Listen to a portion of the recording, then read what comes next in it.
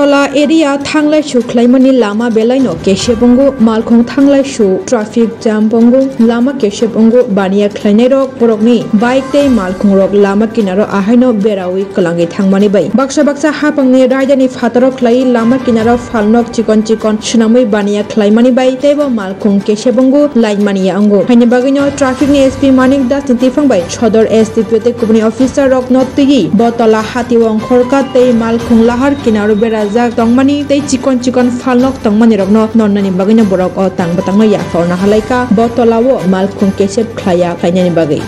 আজকে আমরা বিশেষ করে বটতলা এরিয়াতে আমার সঙ্গে এইচডিপিউ সদর আছেন আমাদের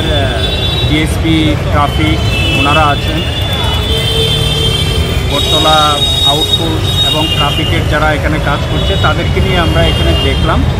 এরিয়াটাকে ভিজিট করলাম এখানে দেখছি আমরা যে এখানে যে অ্যাভারেজ স্পিড ভেহিকেলের সেটা নর্মাল থেকে একটু নিচে আছে এটাকে কীভাবে ইমপ্রুভ করা যায় তাহলে এখানে যে যানজটের যে সমস্যাটা সেটা হয়তো কিছুটা হলেও কম হবে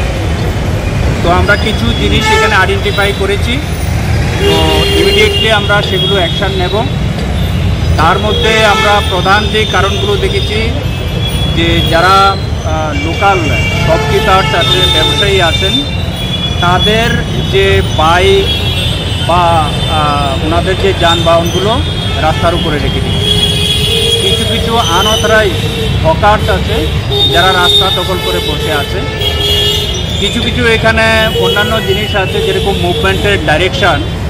সেগুলো আমাদের যে ট্রাফিক রুল আছে সেটা সাপোর্ট করছে না সেগুলো আমরা এনফোর্স করছি